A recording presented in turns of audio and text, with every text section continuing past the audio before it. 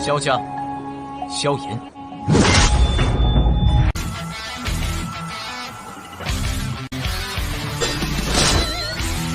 指缝中的光点燃了梦魇，站在云端俯瞰着世界无边无边。 Api giok hijau berubah menjadi badai dalam tubuh Xiao Yan hanya dengan pikirannya. Setelah itu, ia berkumpul di sekitar titik racun iblis. Suhu tinggi menyebabkan racun bergoyang terus-menerus. Gelombang demi gelombang kabut hitam pudar menyebar. Saat ini, titik racun iblis telah kehilangan kualifikasi untuk bertindak tanpa rasa takut dalam tubuh Xiao Yan seperti yang terjadi di masa lalu. Saat itu benar-benar dapat mengabaikan api hati teratai mengkilap. Namun, dengan peningkatan kekuatan Xiao Yan, bibit api kecil saat itu telah berubah menjadi makhluk besar. Titik racun iblis muncul seperti sekawanan kambing yang telah ditargetkan oleh sekelompok serigala ketika nyala hijau giok yang mengelilinginya. Rasanya seolah-olah itu gemetar. Itu bisa merasakan bahwa hari baiknya telah berakhir. Pikiran Xiao yang tersenyum dingin sambil mengamati tempat racun iblis ini. Saat itu, hal ini telah menyiksanya sampai dia menderita. Sekarang, bagaimanapun, itu menjadi makanan untuk meningkatkan kekuatannya. Xiao Yan berseru pelan di dalam hatinya. Segera, api hijau giok yang mengelilingi titik racun iblis tiba-tiba berputar dengan kecepatan tinggi. Banyak bibit api menyerbu dari semua arah seperti sejumlah benang api yang tak terhitung jumlahnya, dengan paksa memotong titik racun iblis menjadi banyak bagian. Setelah pemisahan titik racun iblis, sebuah pikiran melewati pikiran Xiao Yan dan api hati teratai mengkilap juga dipisahkan. Ini melilit banyak titik racun iblis kecil dan mulai memisahkan dan menyempurnakannya. Mata Xiao Yan tertutup rapat di dalam ruangan. Gumpalan api hijau giok perlahan keluar dari kulitnya, secara bertahap meningkatkan suhu ruangan. Karena lebih banyak waktu berlalu, racun yang terkandung dalam tubuh Xiao Yan secara bertahap berubah, menjadi tidak ada di bawah penyempurnaan dari api hati teratai mengkilap. Setelah titik racun iblis disempurnakan, gelombang murni Dou Qi tersembunyi di dalam racun akan melonjak keluar. Setelah itu, mereka mengalir seperti air banjir melalui pembuluh darah Xiao Yan, menyebabkan tubuhnya, yang semula telah habis dari Dou Qi, menjadi terisi dengan cepat. Auranya perlahan pulih ke puncaknya. Dengan kekuatan Xiao Yan saat ini, itu tidak terlalu sulit untuk memperbaiki titik racun iblis. Semuanya berjalan dengan lancar dan alami. Yang ia butuhkan hanyalah waktu. Waktu hanya seperti air dan orang tidak bisa menghambur-hamburkannya.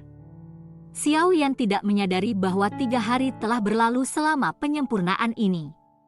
Sun Er dan yang lain datang mencarinya selama 3 hari ini dan menemukan bahwa pintu yang tertutup rapat sedikit aneh. Untung mereka bukan orang nekat.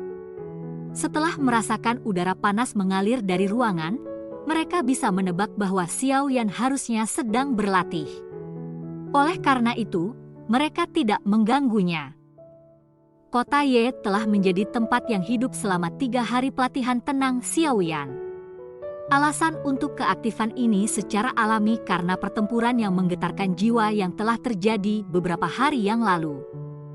Penampilan kelompok Xiao Yan dan tempat mereka tinggal semuanya berada di klan Ye, menyebabkan reputasi klan Ye baru-baru ini diganti. Banyak orang berpikir bahwa klan Ye sudah menolak. Namun, melihat sekarang, tampaknya ada pelindung yang sangat kuat di belakang mereka. Itu juga karena ini bahwa beberapa fraksi dengan niat jahat untuk klan Ye tidak berani melakukan apapun untuk saat ini. Bahkan para ahli dari lembah sungai es akhirnya pergi dengan cara yang putus asa. Tidak perlu membicarakan tentang mereka, dengan mengandalkan reputasi kelompok Xiao Yan, klan Ye juga menikmati masa hening. Sudah lama sejak klan Ye menikmati menjadi fokus perhatian semua orang. Xiao Yan duduk di tempat tidur di kamar yang mengepul dari udara panas. Keringat menguap dari pori-porinya, menyebabkan pakaiannya melekat erat ke kulitnya. Pada saat ini, wajahnya juga berubah memerah. Tempat titik racun iblis semula sebesar tinju di dadanya telah berubah menjadi titik hitam kecil.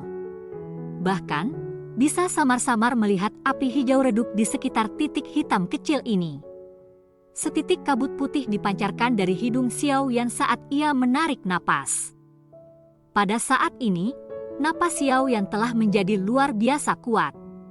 Dou Qi yang agung di dalam tubuhnya seperti banjir yang bergelombang, membawa suara yang memancar karena dengan cepat mengalir melalui pembuluh darahnya.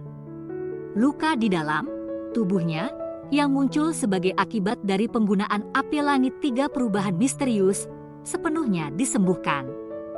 Apalagi, kondisinya bahkan lebih baik dari sebelumnya. Dou Qi yang luas dan perkasa mendesing saat mengalir dalam tubuh Xiaoyan. Sepertinya tidak jelas, Anda memiliki momentum yang kuat seakan-akan mendorong kemacetan. Setelah semakin kuat Dou Qi di dalam tubuhnya, tubuh Xiaoyan berubah memerah. Benang kecil pilar Dou Qi meletus dari pori-pori yang tak terhitung jumlahnya di sekujur tubuhnya. Dou Qi diputar dengan kecepatan tinggi. Ini terus sesaat sebelum tubuh Xiaoyan tiba-tiba menegang. Sedikit suara yang muncul seolah-olah itu tidak ada terdengar dari dalam jiwanya. Kenyamanan yang sulit untuk digambarkan menyebar melalui tubuh Xiaoyan setelah suara sedikit muncul. Ini segera menyebar ke setiap sudut tubuh Xiaoyan. Perasaan sedikit bengkak yang terbentuk karena munculnya Dou Qi yang luas dan perkasa menghilang pada saat ini. Perasaan ingin lebih menggantikannya. Saya telah menembus 3 bintang ya. Mata Xiaoyan yang tertutup rapat perlahan terbuka pada saat ini. Ada beberapa jejak api hijau giok yang mengalir di dalam mata hitamnya. Xiaoyan menunduk dan melihat dadanya. Titik racun iblis belum sepenuhnya disempurnakan. Dia masih bisa melihat banyak bintik-bintik kecil berwarna hitam. Aglomerasi masa hidup Shi Beiyan dari Dou Qi bukanlah jumlah yang kecil. Saat ini, tubuh saya dalam kondisi terbaiknya. Sangat disayangkan jika saya menyerah seperti ini. Xiaoyan melihat ke bintik-bintik kecil berwarna hitam. Dia ragu sejenak dan tidak segera mengakhiri kondisi latihannya.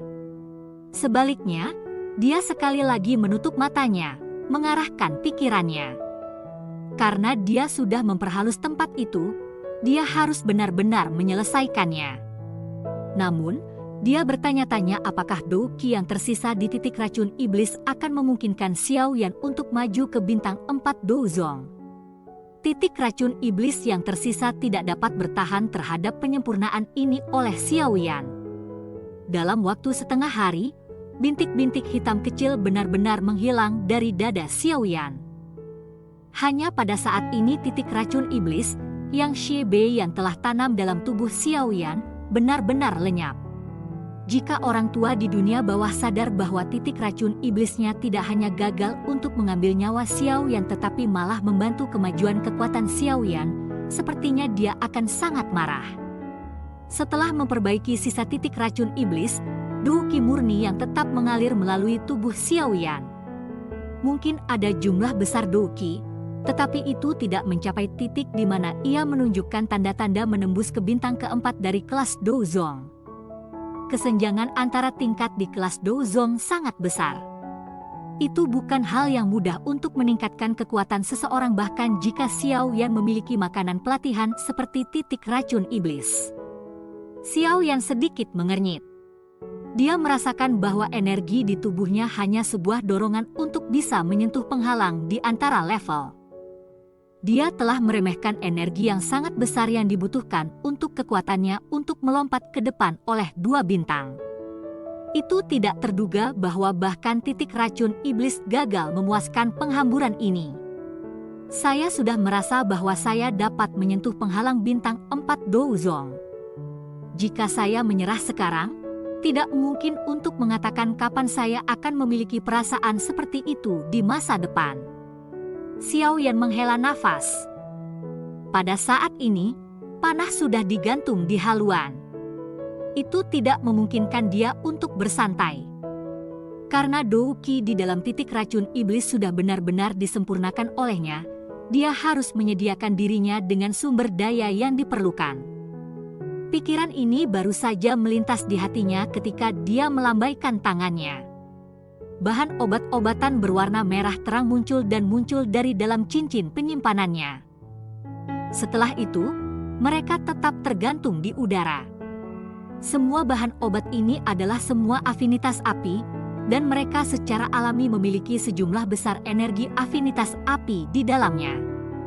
Xiaoyan membuka mulutnya dan menghembuskan nafas saat dia melihat bahan-bahan obat ini.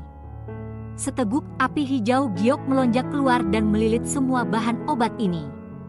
Bahan-bahan obat ini terbelah setelah dikelilingi oleh nyala api. Gelombang demi gelombang energi afinitas api yang kuat menyebar keluar dari mereka, mengisi interior ruangan. Menurut akal sehat, energi dalam bahan obat tidak dapat langsung diserap oleh seseorang. Terlebih lagi, memang limbah untuk menggunakan energi dalam bahan-bahan obat seperti ini. Namun, pada saat ini, Xiaoyan tidak memiliki banyak waktu untuk memurnikan mereka semua menjadi pil obat-obatan untuk dikonsumsi. Jika dia menyia-nyiakan mereka, maka jadilah itu. Bagaimanapun, ia harus memiliki energi yang cukup untuk berhasil melakukan terobosan ke bintang 4 Douzong hari ini. Xiaoyan hanya mengangguk setelah merasakan energi bergelombang yang memenuhi ruangan. Dia sekali lagi menutup matanya. Dengan dukungan energi ini, ia harus bisa berhasil mencapai tingkat bintang 4 Douzong. Sementara Xiaoyan mencoba yang terbaik untuk meningkatkan kekuatannya, lebih dari 10 bayangan hitam ditemani oleh angin berdarah saat mereka terbang melintasi langit lebih dari 500 km dari kota Ye dengan cara liar. Setelah melihat lebih dekat, orang akan menemukan bahwa sosok-sosok hitam besar itu banyak binatang, bersayap 4 dengan tanduk tajam tunggal di kepala mereka. Beberapa tokoh dalam pakaian ungu hitam berdiri di atas kepala binatang bertanduk tunggal ini. Aura yang samar-samar diam-diam bergelombang dari tubuh mereka. Seorang pria berdiri dengan tangan di belakang punggungnya pada binatang bertanduk tunggal bersayap 4 tepat di depan. Pria itu sangat tampan, tetapi ada ekspresi suram di wajahnya saat matanya menatap cakrawala utara yang jauh.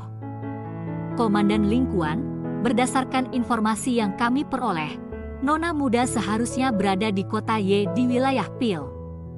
Seorang pria berjubah ungu hitam dengan hormat melaporkan dari belakang pria tampan itu. Ling Quan adalah nama yang akrab. Orang ini adalah komandan yang disebut tentara terendam hitam, yang memiliki konflik dengan Xiaoyan kembali ketika dia mengambil Sun Er dari Akademi Batin, Ling Quan. Sampah itu dari klan Xiao juga ada di sana kan? Ling Quan dengan samar bertanya.